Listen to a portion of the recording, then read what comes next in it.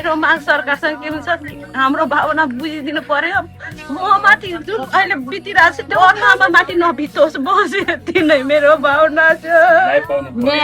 Justice for Garima Chaudhary justice for Garima Chaudhary जुन चाहिँ देशमा हामीले नारी दिवस पालन गर्छौं आज त्यही देशमा नारी जाति सुरक्षित छैनन्। बाराको जितपुर सिमरा उपमहानगरपालिका 1-10 धुराबाट 3 दिनदेखि बेपत्ता भएकी 3 वर्षीय बालिका गरिमा चौधरी मृत अवस्थामा फेला परेकी छन्। आफै सोची हेर्नुस् त 3 वर्षको नानी जसलाई यो संसारको बारेमा केही पनि थाहा छैन आज उसँग यस्तो घटना घटेको छ। घटनास्थलको अवस्था हेर्दा यौनजन्य हिंसापछि हत्या भएको हुन सक्ने आशंका गरिएको छ।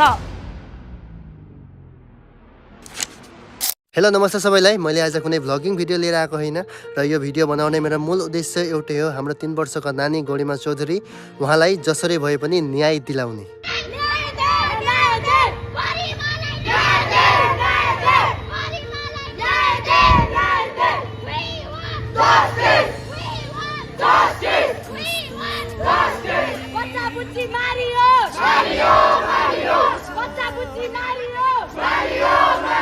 हजुरको पनि अन्तरात्मा काम्ने छ। 3 वर्षको नानी गरिमा चौधरीसँग के घटना घटेको छ देख्नु भयो र सुन्नु भयो भने आँखा एउटा निकालेर जिब्रो काटेर यता यता सबै काटेर मेरो दुधे बालकलाई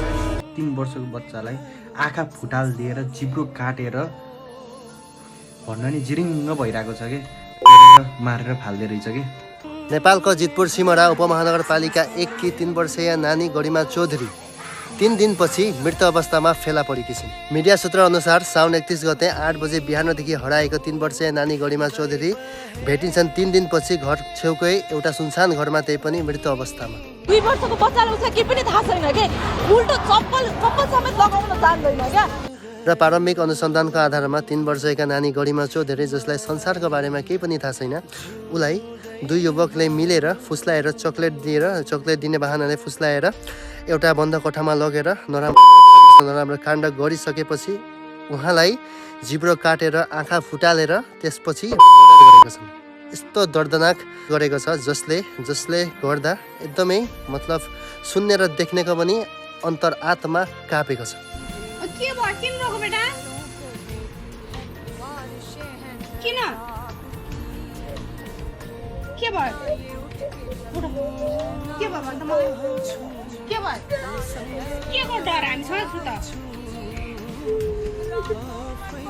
पढ्न जाने माम पुरान गइहाल्छु लिन गइहाल्छु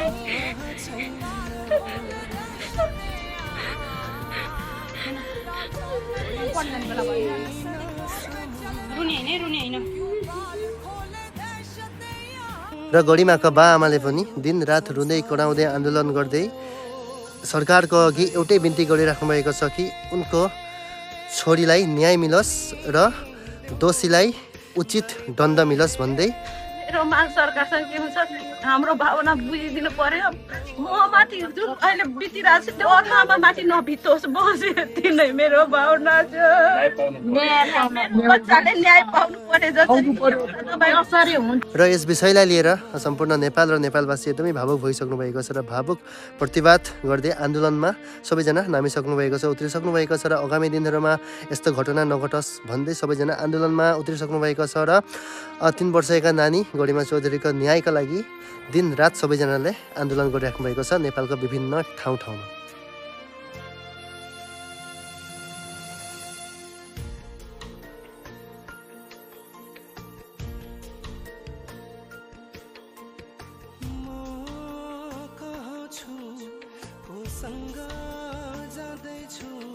र यस विषयलाई लिएर नेपाल मात्र होइन हाम्रो इन्डियादेखि पनि विभिन्न कन्टेन्ट क्रिएटरले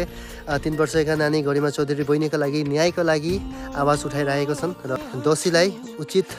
सजाय मिल्नुपर्छ किनभने आजका दिनमा आज उहाँसँग भएको छ भोलि हाम्रो दिदी बहिनीसँग पनि यस्तो घटना घट्न सक्छ र यस विषयलाई लिएर सम्पूर्ण नेपाल र नेपालवासी एकदमै भावुक भइसक्नु भएको छ र भावुक प्रतिवाद गर्दै आन्दोलनमा सबैजना नामिसक्नु भएको छ, उत्रिसक्नु भएको छ र आगामी दिनहरूमा यस्तो घटना नघटोस् भन्दै सबैजना आन्दोलनमा उत्रिसक्नु भएको छ र 3 वर्षका नानी गरिमा चौधरीको न्यायका लागि